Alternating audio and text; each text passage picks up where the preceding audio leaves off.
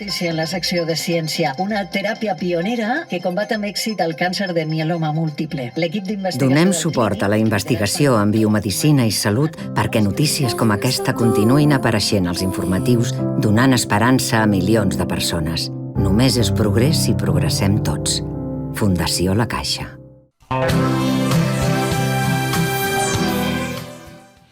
Hola, buenos días. Domingo, como todos los domingos estamos aquí. Y todos los domingos estamos con la cultura, todos los domingos estamos con la literatura. Y hoy tenemos un autor de primerísima fila, que lleva muchos años en Madrid, aunque es catalán de pura cepa, concretamente es del Ampurdán. Pero bueno, no se le ha olvidado el catalán, pero el libro haremos la entrevista en castellano, porque el libro está escrito en castellano. Y como cada semana, pues le haremos nuestras preguntas de rigor. ¿Qué tal, Antonio? ¿Cómo estás? Pues muy bien, y agradecido por el que me hayas llamado. Venga, pues allí vamos. Los Borbones son una monarquía importada de Francia. La tabla de salvación del 23F da para más de un libro, ¿eh? Bueno, pues evidentemente sí, da para más de un libro, pero el 23F es solamente la consagración de Juan Carlos I, la legitimación a los ojos de la opinión pública española, ¿no? O sea, tuvo la desgracia de afectarnos a todos y, por otra parte, pues ha tenido el mérito de afianzar la personalidad de Juan Carlos. El monarca es constitucionalmente mudo, pero no sordo. Bueno, efectivamente. Decía algún clásico constitucionalista que el rey tiene que ser la persona mejor informada del reino. Y yo creo que Juan Carlos lo fue en su momento, ¿no? Esa información fue muy útil en los principios de la transición, donde hubo una cierta habilidad negociadora que nos llevó a la Constitución del 78, pero después pues hemos visto todos que encerraba ciertos peligros. Ningún rumor es seguro hasta que es oficialmente desmentido. ¿Es así esto? Efectivamente, esto es un clásico de los periodistas de investigación, sobre todo los que proceden de la zarzuela, ¿no? No se ha desmentido demasiadas cosas, pero lo que se desmintió fue todo ser cierto, ¿no? La República Francesa ideada por De Gaulle fue denominada por el politólogo Maurice Duverger monarquía republicana. Me parece grave esto, grande. Aún no lo sé. Sí, efectivamente, ¿no?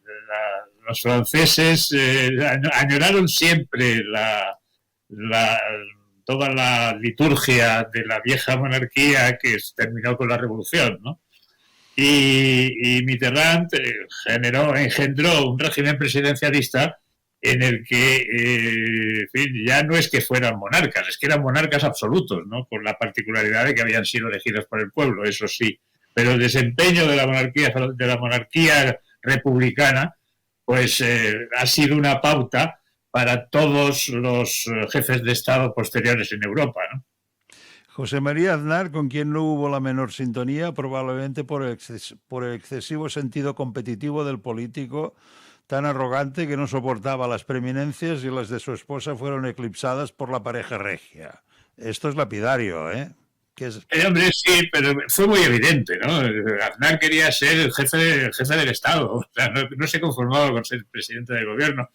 Cuando vino Bush a España, la primera vez que estuvo 3 días en una finca del Estado, estuvieron allí departiendo, quien recibió a Bush no fue el rey, prácticamente. El rey formó parte del protocolo al principio, pero después de esos 3 días los pasó con el matrimonio Aznar en la finca toledana que todos conocemos, ¿no?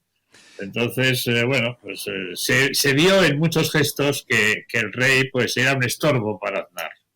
Monarquía es una herramienta útil para el desarrollo democrático. ¿Tanto te lo crees esto? Bueno, en el caso español yo creo que nos vino bien, ¿no? Lo que no quiere decir que yo sea monárquico. Yo soy profundamente republicano, como cualquier persona que racionalice sus convicciones políticas.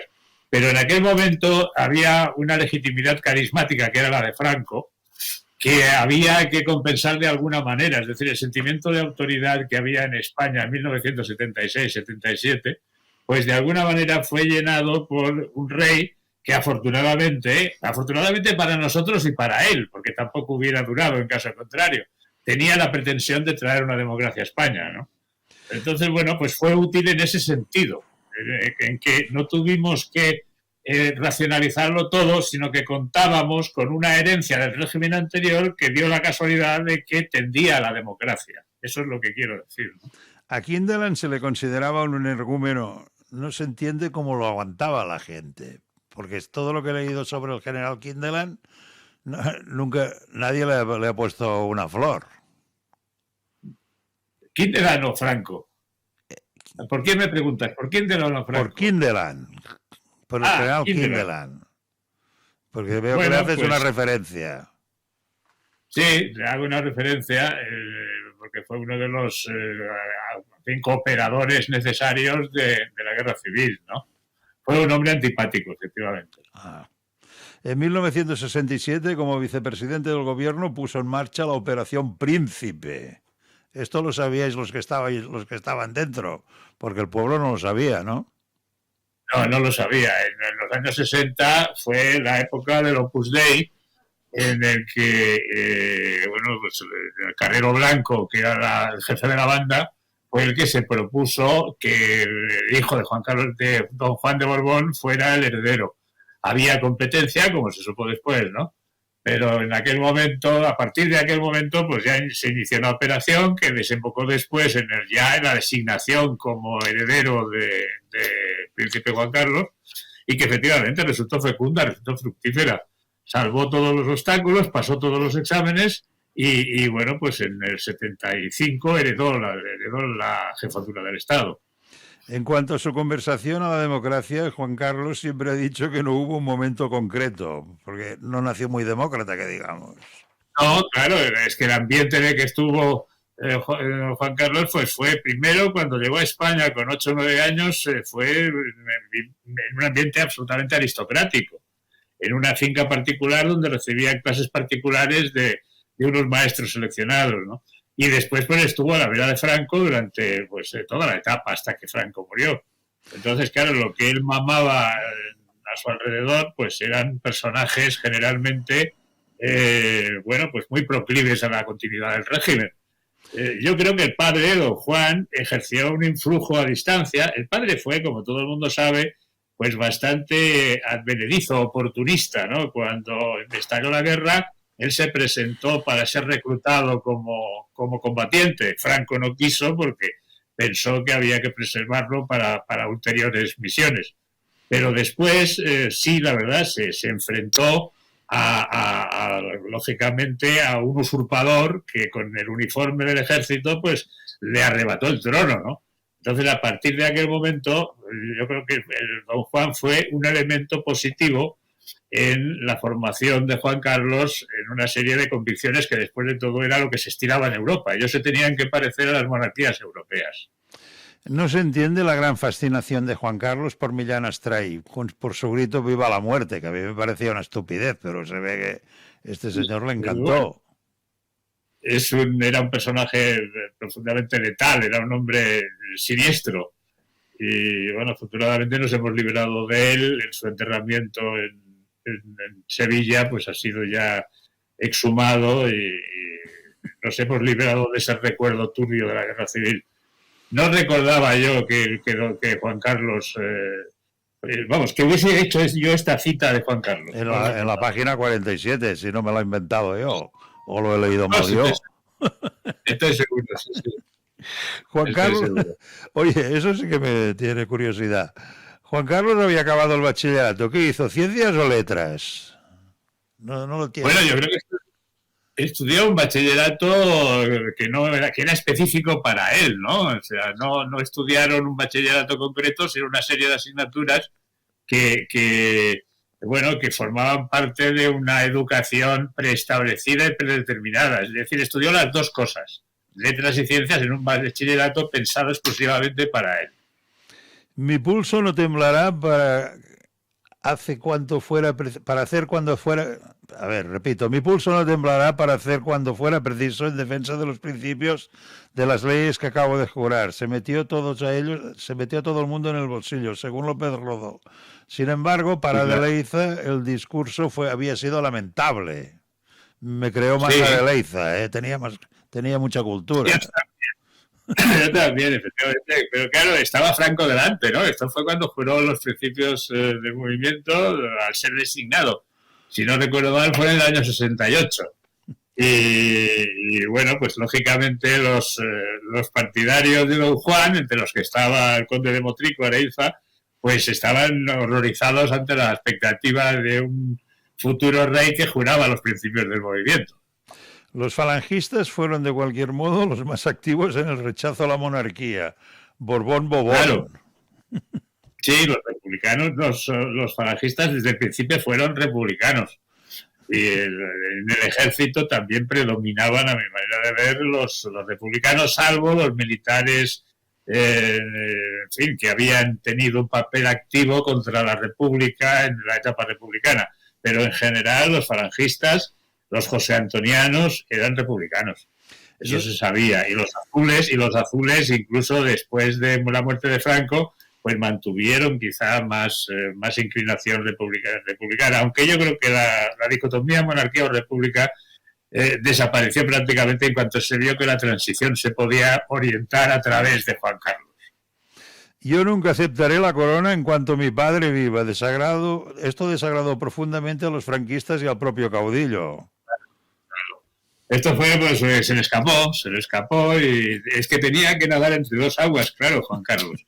Por una parte tenía que no defraudar demasiado a su padre, que veía cómo le estaba traicionando el hijo, y por otra parte tenía que complacer a Franco, porque si no le echaba del pardo, ¿no? Del palacete del pardo que estaba ocupando, ¿no? Entonces, claro, fue una tarea difícil entre dos aguas. Juan Carlos remacha más el clavo de lo posible, desde Arias Navarro. Explícanos esto. Bueno, Juan Carlos se encontró con Arias Navarro, que estaba gobernando. Tenía la posibilidad de destituirle al llegar, pero hubiera sido muy delicado nombrar a un presidente de gobierno nuevo en el 75. Entonces, Juan Carlos prefirió mantener a Arias Navarro para preparar la transición, como efectivamente hizo, ¿no? Buscaron a Adolfo Suárez, le metieron en una terna del Consejo del Reino, junto a, si no recuerdo mal, a Silva Muñoz, y no recuerdo en este momento quién era el otro, porque estaba ya preparada la designación de Adolfo Suárez. Entonces le dieron la patada a Arias Navarro, que pasó a la reserva, ya se fue a su casa, y pues ya tuvieron al peón con el que fabricaron todo el proceso de la transición. La Casa Real Española era pobre porque, según la República, se encargó de desvalijarla. Tengo mis dudas, ¿no?, sobre esto. Sí, parece que era relativamente pobre. Don Juan, pues no vivió holgadamente, ¿no? En Estoril tenía una casa que era una mansión, pero modesta, una casa, pues no sé, de 500 metros. Y siempre estuvo pues con ciertas dificultades. Aquí los del gabinete de don Juan le tuvieron que ayudar en algunas ocasiones. Esto es una cuestión controvertida porque doña Victoria Eugenia siguió percibiendo durante la época de Franco la viudedad de Alfonso XIII. Y ella, Victoria Eugenia, estuvo viviendo a cuerpo de rey en Europa vendiéndose las joyas que se había llevado de España, las joyas que eran suyas, no es que las robase, pero vivió pues muy bien. Entonces, bueno, lo que debió quedar pues fue poco. Una de las cosas que quedaron fueron un par de palacetes, entre ellos el de Santander, el Palacio de la Magdalena, que se lo vendió al Estado, pero por una cantidad muy simbólica, ¿no? Entonces, bueno, la leyenda es esa, que don Juan murió pobre y que Juan Carlos se juró cuando llegó al poder que él nunca pasaría las estrecheces que había pasado a su padre. Y los maliciosos se imaginan que a partir de ahí don Juan Carlos atesoró una fortuna a través de una serie de comisiones, que eso sí que es público y notorio, y es cierto, ¿no? Eso está explicado en el libro, con bastante detalle, cuando los propios ministros invocaron los buenos oficios de Juan Carlos para que en la crisis de petróleo del 76-77 él se ocupase de conseguir los abastecimientos de los países del Golfo Pérsico. Entonces, Juan Carlos pues fue el intermediario. Y los intermediarios, pues en el mundo occidental se quedan con una comisión, ¿no? Esto es algo tan natural como la vida misma, ¿no? Aquí pones que una suscripción popular para recaudar 20 millones de pesetas equivalentes a la dote griega de Doña Sofía, aportada por Onassis, para que la familia real pudiera salir de las estrecheces. Pero esto se ha callado mucho. Bueno, pero esto era antes de la muerte de Franco. Ellos se casaron con Franco en vida. Y en aquella época Juan Carlos no debía manejar un duro. Ya. Eso es legendario, que no tenían dinero. O sea, que tenían que mirar el... Y lo ha explicado también la propia Sofía, que en aquella época pues no tenían, el salario debía ser de un subsecretario o algo así, que no era tampoco para mantener un tren de vida muy disipado. El rey Fahd, decirle a mi hermano el príncipe Juan Carlos que le enviaremos todo el petróleo que España necesite. Eso es lo que te decía, que cuando la crisis de 76-77, que el petróleo se disparó y empezó a escasear, pues aquí tuvimos una tú que también eres no de mi quinta, pero casi, te acordarás de que había una inflación del 25, del 30%, fueron años muy duros aquellos, ¿no? Y precisamente por eso, porque la energía subió de precio, fue la crisis de Oriente Medio y la represalia de los países productores de petróleo fue esta, reducir el suministro para subir el precio. Entonces, bueno, Juan Carlos pues nos consiguió petróleo y se quedó con la pertinente comisión. Ya. Según los historiadores, las ejecuciones después de la guerra pasaron de 50.000. Esto es una cifra que ha dado Juan Carlos Fusi. Y eso a mí es lo que más me irrita y me produce dolor de la guerra civil, ¿no? Porque una guerra siempre es, sangrienta y se cometen todo tipo de desmanes. Pero al terminar la guerra, pues algunos vencedores pues tienen cierta magnanimidad. Y Franco no la tuvo, es decir, que de una vez terminada la guerra hubo 50.000 sentencias de muerte. Eso está bien documentado por los historiadores. Entonces, ahí sí que yo creo que podemos utilizar sin ningún tipo de empacho el término genocidio. Esto fue un genocidio, un auténtico genocidio. Ruptura democrática desde París, qué palabras más bonitas, ¿no? Ruptura democrática. Claro, la ruptura democrática era la alternativa a la reforma democrática. Había dos opciones, la reforma democrática y la ruptura democrática. La reforma democrática era aquello de la ley a la ley, que decía Torcuato Fernández Miranda, que fue la que realmente se aplicó. Y la ruptura democrática es la que defendían los partidos democráticos, en particular el Partido Comunista, ¿no? Que después ya se moderó mucho cuando Carrillo vino a España. Y bueno, acabó transigiendo con las condiciones, que tampoco eran tan exageradas, que se le impusieron para conseguir un régimen democrático como efectivamente se construyó y en el que Carrillo pues pudo perfectamente desenvolverse. Carrillo ya participó en las elecciones del 76, de 1976, y quedó en tercer lugar como se esperaba, ¿no? La sintonía entre Juan Carlos y Arias Navarro fue nula desde el primer momento, ya que no era capaz de imaginar otro proyecto político. Efectivamente, o sea, Carlos Arias se creía que todo lo que se había planteado para la sucesión del franquismo pues iba a llevar a término, es decir, que Juan Carlos iba a tener los mismos poderes que Franco prácticamente, ¿no? Entonces, claro, en pleno siglo XX, que un rey en Europa tuviera el poder ejecutivo y poder legislativo, pues parecía una broma, ¿no? Pues Carlos Arias estaba convencido de que ese era el camino que tenían que seguir. Entonces, claro, Carlos Arias estaba perplejo porque el rey le decía que no quería tener poder ejecutivo ni legislativo y Juan Carlos estaba desesperado porque no encontraba el acompañamiento que necesitaba, ¿no? Por eso, pasados unos meses, pues le dio la patada, ¿no? Adolfo es adolfista. ¿Por qué dices esto? Hombre, todos los políticos están prendados de sí mismos. Y Adolfo era un hombre que tenía un alto concepto de sí mismo. Yo también lo tuve, un alto concepto de Adolfo Suárez. O sea, creo que fue una persona valiosa, pero no era un siervo del rey. Adolfo tuvo su personalidad, impuso su criterio y bueno, y de alguna manera terminó tarifando con el rey cuando el rey pues se desvió de sus planes, ¿no? Yo creo que el rey estuvo mal aconsejado porque Adolfo era partidario de un mayor rigor en el control del ejército, por ejemplo, y prueba de ello es que la dimisión de Adolfo coincidió con el golpe de Estado del 23F, ¿no? O sea, Adolfo fue un incomprendido, fue un desclasado que le costó mucho adaptarse al nuevo sistema en el que él era una pieza más del engranaje, pero hizo valer siempre su criterio. Abundaban los profesionales liberales más deseosos de participar en la construcción de un régimen democrático que de dedicarse a la política. Si ahora fuera así, sería fantástico esto. Claro, es que esa es la gran diferencia. Es decir, que en 1975 personas pues como Joaquín Garrigues, como pues no sé, pues el propio Villarmir, gente que tenía un nombre y una posición en la vida civil y decidieron dedicarse a la política, no para ganar dinero ni para ganar posición, sino para construir país. Es decir, era una labor patriótica. Entonces, claro, en aquel momento los gobiernos eran primerísimos. Había una gente que, vamos, que daba gusto, ¿no? Eran profesionales expertos. Y en cambio, hoy en día los políticos pues son otra cosa. Los políticos, pues muchos de ellos no tienen ni oficio ni beneficio. Han empezado en la política con las juventudes de los partidos y han llegado a la cumbre, ¿no?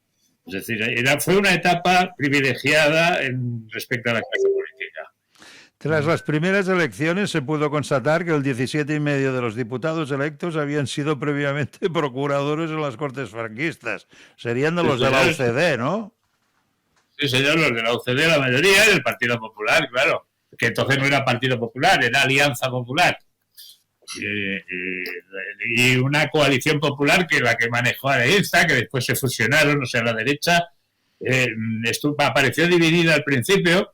Si te acuerdas, hubo también un partido demócrata cristiano que no sacó ni un solo escaño, sí. Y después los conservadores se dividieron en dos, Alianza Popular y Coalición Democrática, y al final en Alianza Popular de Fraga, que por cierto dio libertad de voto en la Constitución. O sea, Alianza Popular de Fraga no tuvo la consigna de votar afirmativamente a la Constitución y algunos diputados votaron a la Constitución y otros diputados se abstuvieron.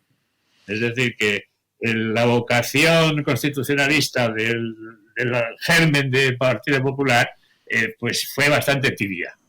José María Armero, una figura clave en el establecimiento de las relaciones con Israel. Yo creía que había sido aquel otro señor. Fue Pepe Mario Armero. José Mario Armero era un abogado de Madrid, era un hombre que tenía fama de conspirador, tenía un bufete muy bueno y era una persona excelente, ¿no? Y tuvo una amistad personal con el Shlomo Ben-Ami. Yo en aquella época fui muy amigo de Pepe Mario Armero, que tenía además una afición divertida, que era un amante de los circos. Y tenía en su casa, en una casa que tenía en Pozuelo, en una zona buena de aquí de Madrid, tenía unas naves donde tenía todo tipo de aparatos que se utilizaban en el circo. Bueno, pues este hombre fue el que trajo a Carrillo desde Francia, el que le puso la peluca y todas esas cosas, ¿no? Le introdujo en sociedad. Fue un personaje muy interesante. Rodolfo Martín Villa, al mando de los gobernadores civiles, administró con una mano izquierda la propaganda oficial. Yo personalmente lo único que creía es que tenía mano izquierda, nada más. Sí, bueno, pero él fue ministro de la Gobernación en aquella época. No sé si recordáis cuando salía a dar los resultados electorales y a explicar los atentados, que también le tocaba explicarlos, que siempre se subía las gafas, tenía el tic de subirse las gafas del puente de la nariz hacia arriba. Me acuerdo. Sí, exactamente. Entonces, bueno, pues los gobernadores civiles todavía tenían cierto ascendiente, ¿no? Eran todavía los jefes de la banda de cada provincia. Y en las elecciones del 77, después las del 79, bueno, los gobernadores civiles pues miraban para casa, que era la UCD en aquel momento, ¿no? Y para ir acabando, Suárez desborda a sus mentores. ¿Por qué? Hombre, pues es lo que te decía. Es decir, Suárez fue contratado como simple ejecutor de un plan. Y Suárez no se limitó a eso, sino que hizo su propio plan, ¿no? Por ejemplo, la Constitución no estaba pensado que las Cortes de 1977, las de las elecciones del 77, fuesen constituyentes, y de hecho no se llamaron constituyentes. Y fue Adolfo Suárez el que, con sentido común, dijo que no se podía trabajar sin una ley fundamental. Entonces las Cortes se pusieron a hacer la Constitución española, y después al promulgarse la Constitución se convocaron otras elecciones, pero ya sobre la base de una Constitución vigente, ¿no? Es decir, Suárez tuvo una personalidad más potente de la que habían previsto quienes le llevaron a hacer lo que había de ser en principio una tarea de aliño, ¿no? Bueno, pues muy bien, es un libro muy bien documentado y a la vez curioso, que nos adentra en la relación de la corona con los partidos, y además muy, muy entretenido. Sí, bueno, pretende ser una explicación de todo nuestro proceso político a través de esa relación, ¿no? Que yo creo que es un poco la clave de lo que sucedió. Quien lea esto, yo creo que se entenderá mejor todos esos otros 40 años o 45 años de recorrido. Leer La corona y los partidos de Antonio Papell, Ediciones Almunzara. Es un libro fantástico.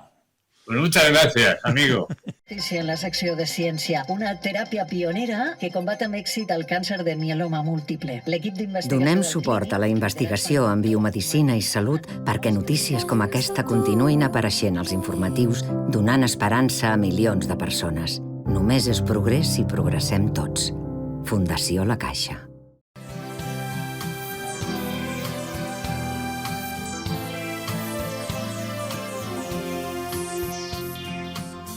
Programa patrocinat per CaixaBank i Saba Aparcaments. Generosament.